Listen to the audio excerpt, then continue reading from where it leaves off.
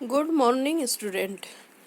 आज हम पढ़ेंगे कक्षा 9 विज्ञान विषय में पाठ 3 परमाणु एवं अणु। परमाणु परमाणु तत्व का सूक्ष्मतम कण जो सभी गुणों को प्रदर्शित करता है। अर्थात परमाणु पदार्थ का अति सूक्ष्मतम कण होता है और उसमें पदार्थ के सभी गुण मौजूद रहते हैं।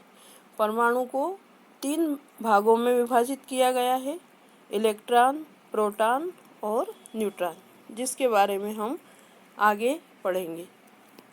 दूसरा है अणु। 2 या अधिक परमाणुओं का समूह अणु कहलाता है। अर्थात परमाणुओं से मिलकर अणु बनता है।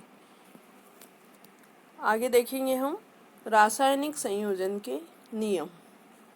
लवाइजिए एवं प्राउस्ट ने रासायनिक संयोजन के 2 महत्वपूर्ण नियमों को प्रतिपादित किया। पहला नियम है द्रव्यमान संरक्षण का नियम, दूसरा नियम है स्थिर अनुपात का नियम। तो हम द्रव्यमान संरक्षण के नियम को देखेंगे। किसी रासायनिक अभिक्रिया के द्रव्यमान का न तो सृजन किया जा सकता और न ही विनाश। अर्थात जब कोई रासायनिक अभिक्रिया होती है तो उसमें जितना पदार्थ या जितने पदार्थ की मात्रा भाग ले रही है उतना ही अभिक्रिया के दौरान जो हमें प्राप्त होता है पदार्थ, तो उसकी मात्रा भी उतनी ही होगी। अर्थात जितने पदार्थ की मात्रा भाग ले रही है उतना ही उत्पाद बनेगा। इसे हम इस उदाहरण से देखेंगे। 4H + O2 gives 2H2O। अर्थात हाइड्रोजन और ऑक्सीजन की क्रिया से जल बनता है। अब हमें यहाँ पर इन तत्वों के परमाणु द्रव्यमान ज्ञात होना चाहिए। इसे हमें याद करना है। परमाणु द्रव्यमान पेज नंबर 36 पर पुस्तक में दिए गए हैं। वहाँ पूरी सारिणी दी हुई है जिसमें से हम परमाणु द्रव्यमान को देखेंगे। तो हाइड्रोजन का परमाणु द्रव्यमान है 1 और इसके कितने अणु भाग ले रहे हैं 4, तो 4 × 1। धन ऑक्सीजन का परमाणु द्रव्यमान है 16 और इसके कितने अणु भाग ले रहे हैं 2, तो 2 × 16। 4 एकम 4 और 16 दूना 32, 4 और 32 36। अब इधर हाइड्रोजन और ऑक्सीजन में अभिक्रिया हुई तो जल बना। तो इस भाग में भी हम देखेंगे कि 4 × 1 हाइड्रोजन का परमाणु द्रव्यमान 1 है ना, प्लस 2 × 16 ऑक्सीजन के 2 परमाणु हैं, आगे 2 लिखा है, ये पूरे के लिए होता है। 4 धन 32 बराबर 36। अर्थात हम इस अभिक्रिया में देख रहे हैं कि 36 द्रव्यमान ने भाग लिया था और बनने के बाद उत्पाद भी उतना ही बना। अर्थात द्रव्यमान संरक्षण का नियम इससे सिद्ध होता है कि किसी रासायनिक अभिक्रिया में द्रव्यमान न तो सृजन किया जा सकता है और न ही विनाश। अर्थात न तो बनाया जा सकता है और न ही उसका विनाश होता है। दूसरा नियम है स्थिर अनुपात का नियम। किसी भी शुद्ध रासायनिक यौगिक में तत्व सदैव एक निश्चित द्रव्यमानों के अनुपात में विद्यमान होते हैं। अर्थात जब कोई रासायनिक यौगिक होता है, यौगिक बनते हैं, तो उसमें जो तत्व होते हैं वो एक निश्चित अनुपात में उनका उपयोग होता है या एक निश्चित अनुपात में उसमें मौजूद रहते हैं। इसे हम इस उदाहरण से देखेंगे। 4H + O2 = H2O। अर्थात यहाँ ऑक्सीजन और हाइड्रोजन की क्रिया से जल बन रहा है। अब हम देखेंगे कि हाइड्रोजन का परमाणु द्रव्यमान 1 है और ऑक्सीजन का है 16। हाइड्रोजन के यहाँ कितने अणु हैं 2 अणु हैं यहाँ पर, ठीक है। तो कितना हो गया 1 और 1 2 हो गया परमाणु द्रव्यमान, और ऑक्सीजन का 1 अणु है इसलिए यहाँ 16। अब यहाँ पर 1 2 एकम 2 और 2 8 16, तो इसका अनुपात कितना हो गया 1:8। अर्थात जल में हाइड्रोजन की मात्रा 1 रहेगी तो ऑक्सीजन का कितना अनुपात होगा? 8 होगा।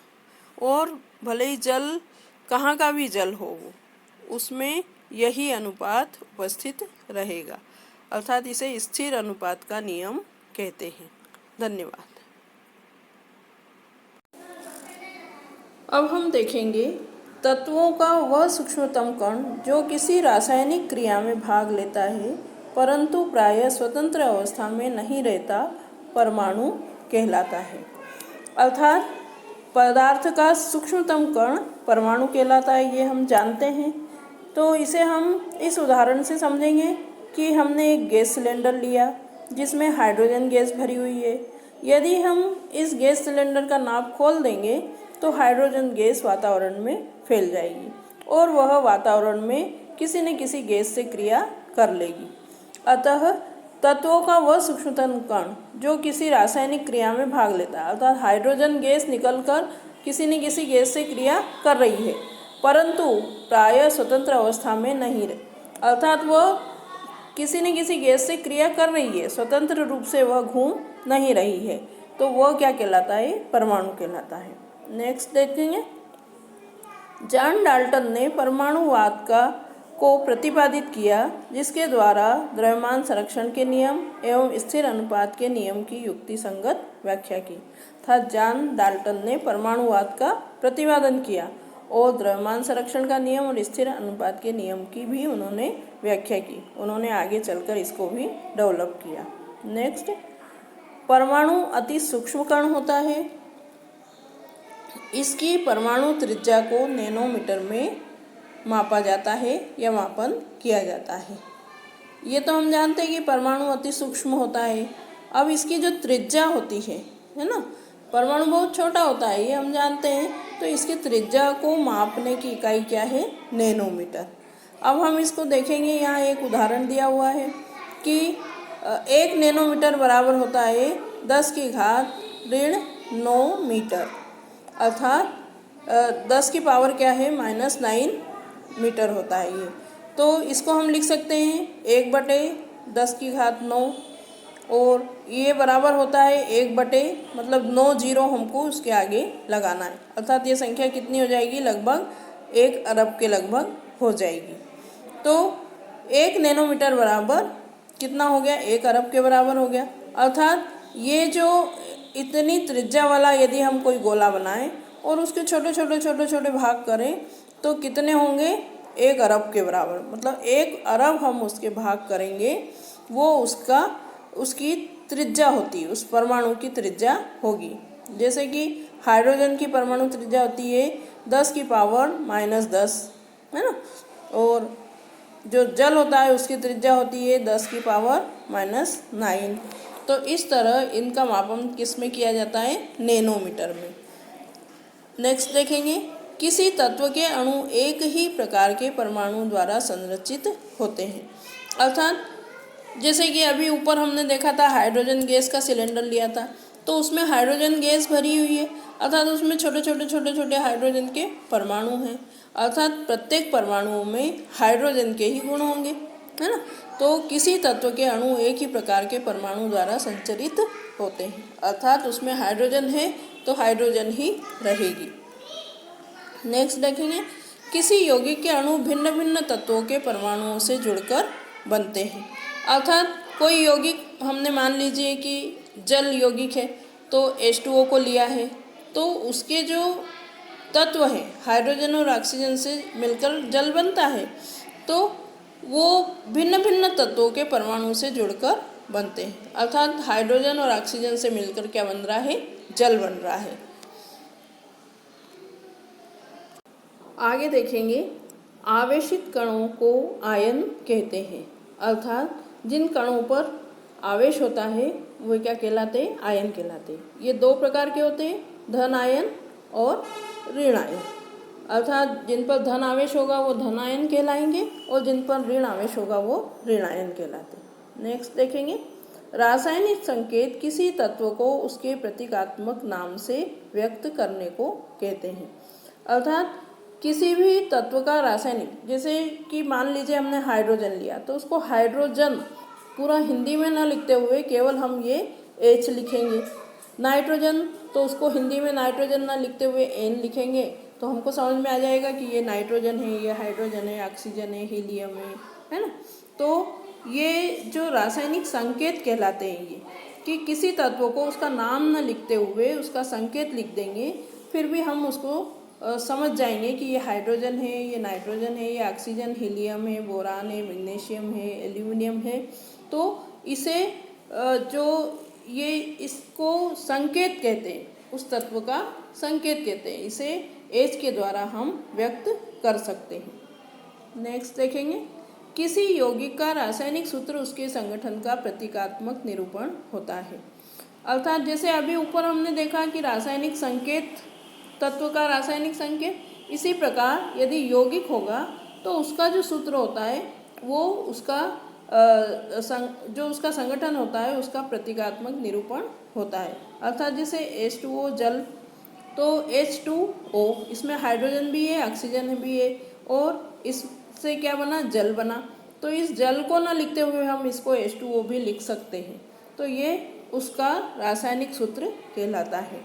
इसी प्रकार और भी उदाहरण हम ले सकते हैं, जैसे कि HCl, तो हाइड्रोजन भी है इसमें और क्लोरीन भी है, तो इसको हम हाइड्रोक्लोरिक अम्ल ना लिखते हुए HCl भी लिख सकते हैं।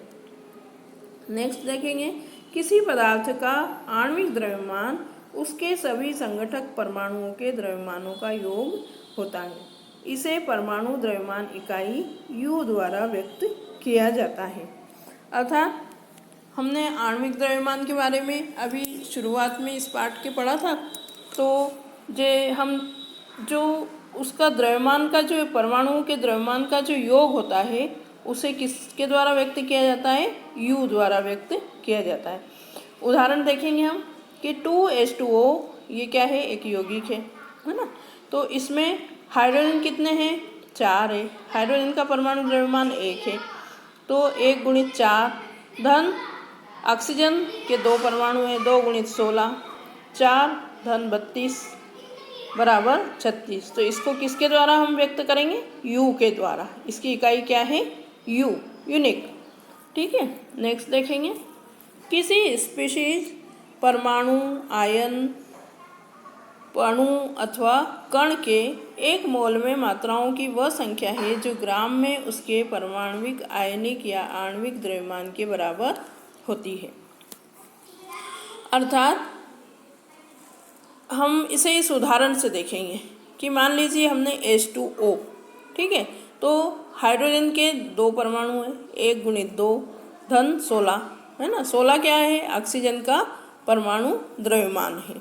ये इन परमाणु द्रव्यमान को हमको याद करना होगा। ये हमको 11th 12th तक और आगे भी आपके काम में आएंगे, इसलिए आप इनको अच्छे से याद कर लें।